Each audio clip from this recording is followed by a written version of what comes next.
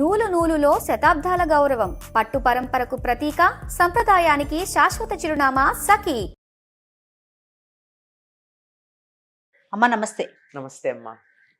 అమ్మా, కర్మానుసారం బాధలు అనుభవించాల్సిందే కదా? బాధలేమిటి, ఏదైనా సరే, అనుభవించాలి. ఏదైనా అనుభవించాల్సిందే.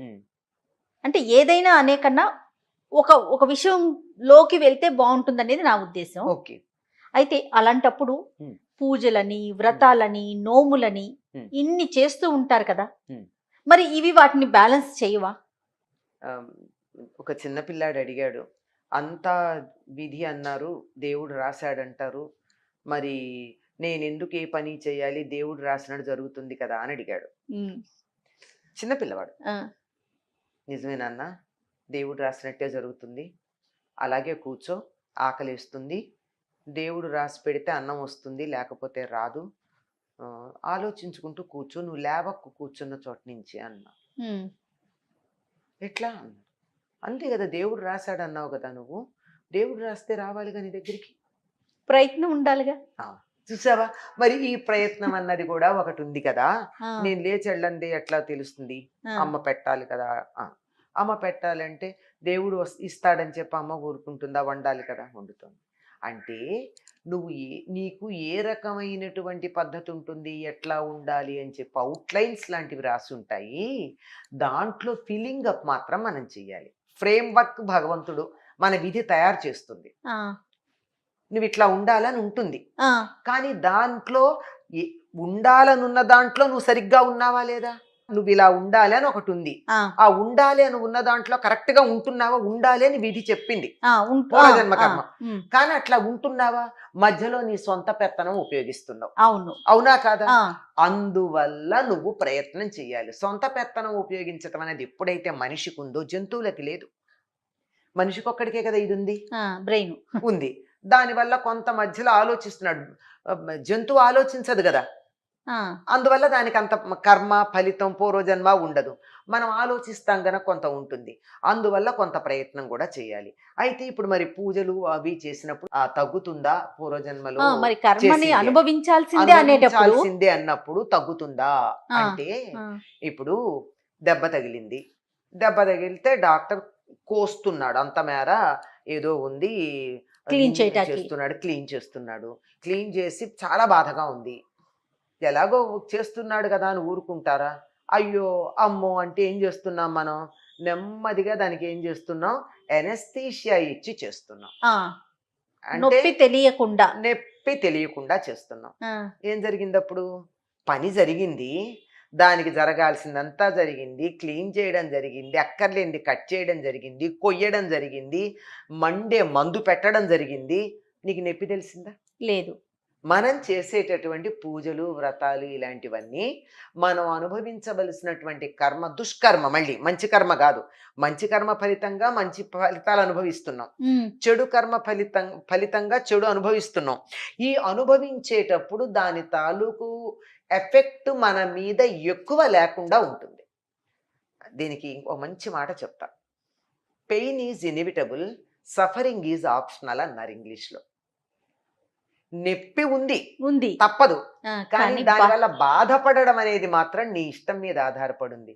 ఆ సఫరింగ్ అన్నది ఉందే, బాధపడడం అన్నది తగ్గించుకోవచ్చు, పెయిన్ మాత్రం ఉంటుంది. నొప్పి ఉంది, కానీ నొప్పి వలన నీ మనసుకి కలిగే బాధ ఉంటుంది, ఆ ట్రౌమా అంటారే, అది కొంచెం తగ్గించుకోవచ్చు. కాదమ్మా, ఇప్పుడు కర్మానుసారం మనం బాధలు అనుభవించాల్సిందే అని అన్నప్పుడు మనం చేసే పూజలు కానీ వ్రతాలు కానీ నోములు కానీ ఈ బాధని కొంత లెవెల్ వరకు తగ్గిస్తాయి. రెండు రకాలు ఉంది అందులో. ఒకటి ఏమిటంటే, అనుభవించేటప్పుడు ఎక్కువ బాధపడకుండా ఆషామాషిగా అనుభవించేసేటట్టు చేసే పద్ధతి, ఆ శక్తి వస్తుంది, అనుభవించే శక్తి వస్తుంది ఒకటి. రెండోది, భగవదనుగ్రహం గనక ఉన్నట్టయితే ఆ అనుభవం మహతేలిగ్గా ఆనందంగా వెళ్ళిపోతుంది. ఎట్లా వెళ్ళిపోతుందో చెప్తామ్మా. గురువుగారు ఒక మంచి ఇది చెప్తారు, ఉదాహరణ. ఆయన చెప్పింది, నేను చెప్పింది కాదు. ఏదో శని సరిగ్గా లేడు, కాలికి దెబ్బ తగలాలి, కాలు విరగాల్సింది ఉంది, నీ కర్మ ప్రకారం నువ్వు క్రితం జన్మలో ఎవడికి కాలో విరగొట్టావు, ఈ జన్మలో నీకు కాలు విరగాలి, సరిగ్గా పనిష్మెంట్ ఇవ్వడానికి సిద్ధంగా ఒక ఆయన ఉంటాడు. ఎక్కడికక్కడ ఏ మాత్రం హెచ్చు తగ్గులు లేకుండా ఎలా జరగాలో అలా పనిష్మెంట్ ఇవ్వడానికి ఒక ఆయన ఉంటాడు, ఆయన పేరే శని. అందులోనూ కాళ్ళు అంటే ఆయనకు చాలా ఇష్టం. అంచేత నీకు కాలు విరగాలి. కానీ నువ్వు శివుణ్ణి ప్రార్థించావు, మరి శివుణ్ణి ప్రార్థిస్తే శని అంతగా, లేదా హనుమంతుణ్ణి ప్రార్థించావు, శని అంత తీవ్రంగా ఉండలేడు. అప్పుడు ఏం జరుగుతుంది? కాలు విరగాల్సిన చోట కాలి వేలు విరుగుతుంది. నీ కర్మ అనుభవించేశావు. కాలే కదా, కాలు పార్టే కదా విరిగింది, వేలుతో పోయింది. వేలుతో పోయింది. ఓహో, ఇది ఒకటి వాటి వల్ల జరిగేది. ఇంకో మార్గం ఉంది.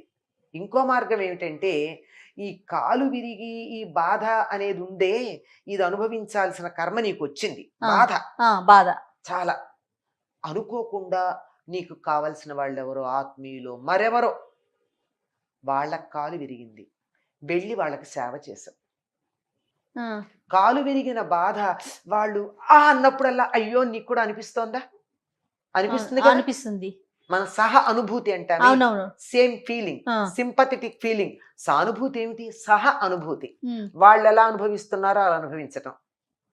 ఇలా అనుభవించటం ద్వారా కొంత కర్మ పరిపాకం అయిపోయింది. నువ్వు హాస్పిటల్లో ఉండాలి అని ఉంది నీ కర్మ ప్రకారం. నువ్వు మంచం మీద ఉంటావా, మంచం పక్కన ఉంటావా అన్నది నువ్వు చేసేదాన్ని బట్టి. నువ్వు పూజలు చేస్తే మంచం పక్క నుండి ఒకళ్ళ పేషెంట్కి అటెండ్ అవుతూ నీ హాస్పిటల్ కర్మ అయిపోయింది. నువ్వు భగవద్ అనుగ్రహం లేదా, నువ్వే మంచం మీద ఉంటావు, హాస్పిటల్ కర్మ అలాగే ఉంది. మనం చేసే మంచి పనుల వల్ల ఇది ఎక్కడ మంచి పనులన్నా, పూజలు గాని వ్రతాలు గాని, ఎక్కడో కనపడనటువంటి దేవుడికి చేసిన దానికన్నా కనపడేటటువంటి దేవుడికి, దైవం మానుష రూపేణ, అంతే కదా, అది అలా ఉన్నటువంటి వాళ్ళకి చేస్తే చాలా తగ్గుతుంది. ఇంకా గొప్ప ఉదాహరణ చెప్పారు ఆయన. ఆయన చెప్పింది నాకు చాలా ఆశ్చర్యంగా ఉంటుంది. ఎవరికన్నా జాతకంలో పూర్వకర్మలను అనుసరించి చాలా దురదృష్టమైనటువంటి, భయంకరమైనటువంటి, నీచమైనటువంటి పరిస్థితులు అనుభవించాల్సిన పరిస్థితి వచ్చింది జాతకరీత్యా. అటువంటప్పుడు తత్సంబంధమైన గ్రంథాలు చదవడం వల్ల అది వెళ్ళిపోతూ ఉంటుంది. ఓహో, అంటే వాడు వద్దన్న అటువంటివే చదువుతాడు. కొంతమంది చూడండి డిటెక్టివ్ నవలలే చదువుతారు. అవును అవును. అలాంటివి కొన్ని దాంట్లో నీ మైండ్ ఇన్వాల్వ్ అయింది కదా, నువ్వు ఫిజికల్లీ ఇన్వాల్వ్ అవ్వాల, నువ్వు మెంటల్లీ ఇన్వాల్వ్ అయ్యావు, దానివల్ల పోతుంది. ఇలా భయంకరమైనటువంటి కర్మల్ని పోగొట్టగలిగింది మనం చేసేటటువంటి సత్కార్యాలు. అందుకని వితండవాదం చేయకూడదు. వితండవాదం కాదు, మంచి పనులు చేస్తూ పోండి, ఫలితం అదే ఉంటుంది. తర్కించుకుంటూ ఉంటే ఏం జరుగుతుంది? ఇది మంచా, అది మంచా, అది మంచా, ఇది అంటే జీవితాలన్నీ తర్కించుకోవడంలో అయిపోతాయి. నువ్వు ఏమీ చెయ్యవు. ఇది మంచి అని మనస్ఫూర్తిగా నమ్మినటువంటి చేసుకుంటూ వెళ్ళినట్టయితే ఎన్నో రకాల చెడు ఫలితాలు మన మీద ప్రభావం చూపించాల్సినవి అప్రయత్నంగా పక్కకు వెళ్ళిపోతాయి కానీ మనల్ని ఏం చేయలేవు, మన ఏం చెప్పి వెళ్ళిపోతాయి. సూపర్, బాగుందమ్మా. చాలా మంచి, ఒకలాగా అర్థం చేసుకునే విధంగా ఆకలింపుగా ఉంది. అదే మరి, అంతే కదా. కర్మ సిద్ధాంతం అర్థం చేసుకోవడం చాలా గహనం.